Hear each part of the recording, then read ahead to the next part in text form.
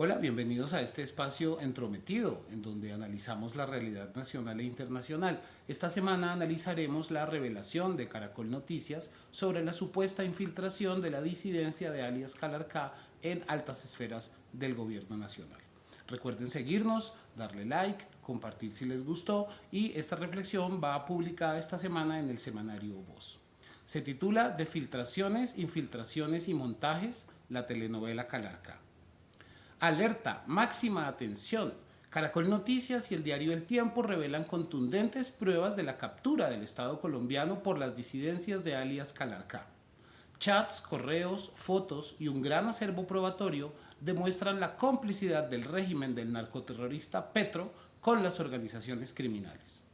Así, palabras más, palabras menos, titularon los medios corporativos de comunicación sobre la noticia difundida por el canal de televisión propiedad del Grupo Empresarial Santo Domingo y amplificada por unas conversaciones telefónicas difundidas por el diario propiedad de la organización Sarmiento Angulo, que describieron una supuesta infiltración de las disidencias de las antiguas FARC entre altos funcionarios del gobierno nacional.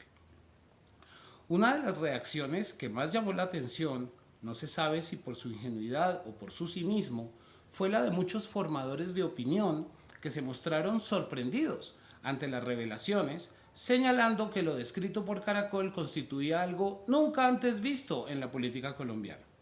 Llama la atención, digo, porque muchos de estos opinadores se beneficiaron del contubernio de las mafias con el Estado, es decir, con las clases dominantes, durante los años 70 y 80, para luego aplaudir que paramilitares, narcotraficantes y políticos se aliaran para tomar amplias franjas del Estado durante los años 90 y el primer decenio del siglo XXI.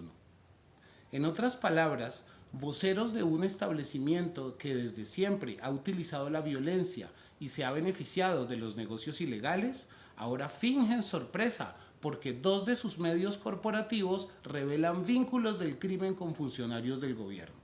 En cualquier caso, debe quedar claro que de ser ciertas las revelaciones, o al menos parte de ellas, los responsables deberán comparecer ante la justicia, como siempre ha sucedido en este gobierno cuando se han descubierto casos de corrupción.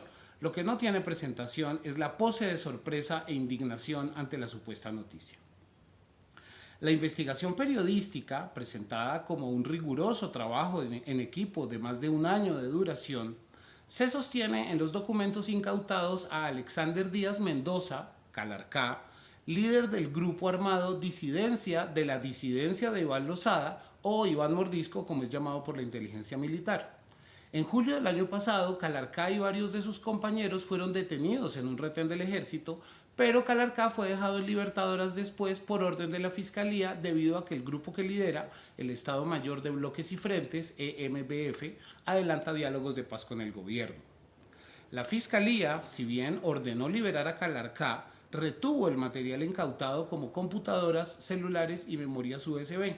Ahora, tras 16 meses de acumular polvo en los anaqueles de la Fiscalía, parte de esos documentos son filtrados a Caracol y al Tiempo y el ente acusador manifiesta que ahora sí va a empezar a investigar a fondo.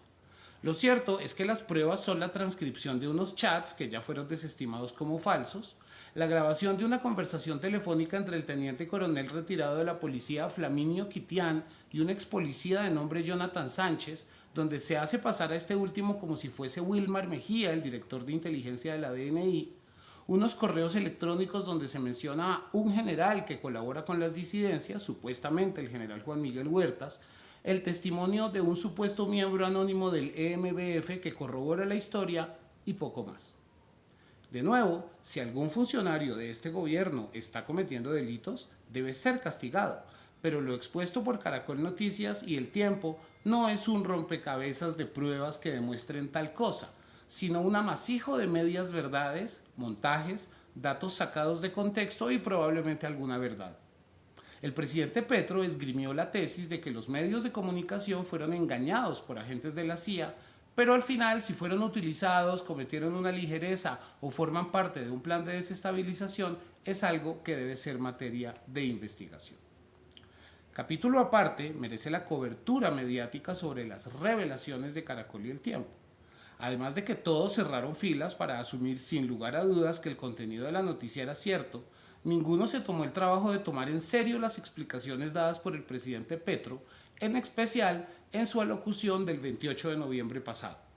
En dicha alocución, Petro aclaró que el general Huertas no se encontraba vinculado al gobierno para la época de las grabaciones, que quien habla en las conversaciones no es el director de inteligencia de la DNI, Wilmar Mejía, que es absurdo acusar al gobierno de promover la creación de empresas privadas de seguridad que actúen como fachada de grupos ilegales, cuando el propio Petro ha sido quien más ha combatido este tipo de prácticas. En fin, explicaciones. No, los medios se centraron en que Mejía es licenciado en educación física, no está capacitado para dirigir la inteligencia, lideró las purgas de oficiales en los últimos meses, o que el general Huertas es muy cercano a Petro y fue retirado del ejército en 2021, sin aclarar que su retiro se debió a que se negó a hacer un operativo militar en conjunto con paramilitares. Incluso Felipe Zuleta, de En Blue Radio, llegó a decir que la defensa del general Huertas por parte de Petro revelaba su carácter guerrillero. El momento político. Independientemente de que lo revelado por Noticias Caracol sea parcial o totalmente cierto, no deja de ser llamativo, además, el momento escogido para publicar la noticia cuando el gobierno anuncia un acuerdo parcial con las disidencias de Calarcá.